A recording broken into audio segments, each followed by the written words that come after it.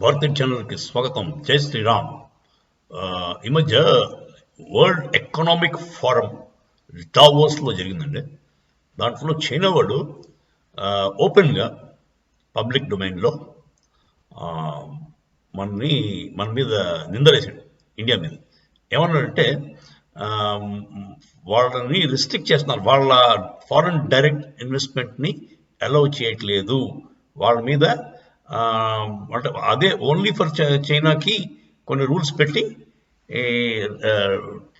Restricted trade practices అది చేస్తున్నారు, దానివల్ల మాకు $8 బిలియన్ నష్టం జరిగింది అని చెప్పి చైనా వాడు అందరి ముందర చెప్పాడు ఇండియా గురించి కంప్లైంట్.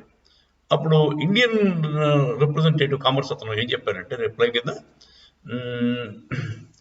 మరి బార్డర్ డిస్ప్యూట్స్ మన లదాఖ్ బార్డర్లోను అరుణాచల్ ప్రదేశ్ బార్డర్లోను మీరు మోహరించి సైన్యాన్ని మోహరించి మాకు దానికి మీ ప్రతిగా మేము మిర్రర్ డిప్లాయ్మెంట్ చేయవలసి వస్తుంది, మరి మీరేమో ఎంక్రోచ్మెంట్ చేయడానికి ట్రై చేస్తున్నారు. సో బార్డర్ డిస్ప్యూట్స్ మీరు ముందు అరిగట్టుకుంటే అప్పుడు ట్రేడ్ గురించి మాట్లాడచ్చు అని చెప్పి క్లియర్గా చెప్పేశారు. అంటే ముందు అక్కడేమో బార్డర్ దగ్గరేమో నువ్వు మమ్మల్ని అల్లరి పెడతావు, నీకేమో రెడ్ కార్పెట్ వేసి నీకు ట్రేడ్ చేసుకోరా అని మేము అంటాం, రెండు కుదరదు కదా అని క్లియర్ కట్గా చెప్పేశారండి. దాంతో చైనా వాడికి కొంచెం అంటే మండింది ఆబ్వియస్గా. కాకపోతే మన వాళ్ళు ఏం చెప్పారంటే మన ఇండియన్ గవర్నమెంట్ ఈ ఫారెన్ డైరెక్ట్ ఇన్వెస్ట్మెంట్కి నైబరింగ్ కంట్రీస్, మన నైబరింగ్ కంట్రీస్ అంటే మనతో బార్డర్ షేర్ చేసే కంట్రీస్, మనతో బార్డర్ షేర్ చేసే కంట్రీస్ ఏమున్నాయండి? పాకిస్తాన్, చైనా, బంగ్లాదేశ్, భూటాన్, మయన్మార్, నేపాల్, ఇవన్నీ. ఈ అన్ని కంట్రీస్కి కూడా without permission foreign direct investment చేయడానికి లేదు. అంటే గవర్నమెంట్ పర్మిషన్ తీసుకుని అప్పుడు వాళ్ళు లోపల రావడానికి అంటే ఫారెన్ డైరెక్ట్ ఇన్వెస్ట్మెంట్ చేయడానికి అవకాశం ఉంది. సో అక్కడ చైనా వాడిని ఆపేస్తున్నాడు, నీకు ఫారెన్ డైరెక్ట్ ఇన్వెస్ట్మెంట్ చేయడానికి అవకాశం లేదని చెప్పి.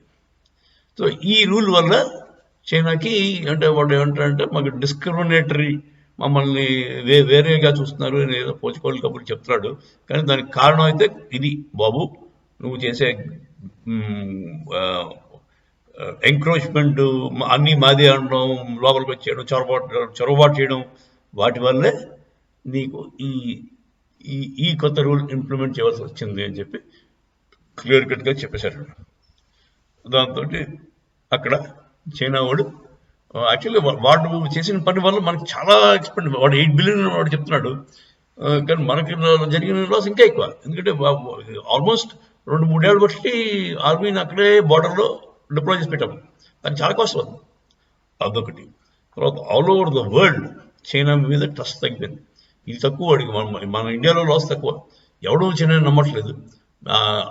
పోస్ట్ కోవిడ్ తర్వాత వాడి పేరు అంతా కూడా కొంచెం దెబ్బతింది. చైనీస్ని ఎవ్వడూ నమ్మట్లేదు, దానివల్ల కూడా వాళ్ళకి లాస్ ఎక్కువ. జై శ్రీరామ్.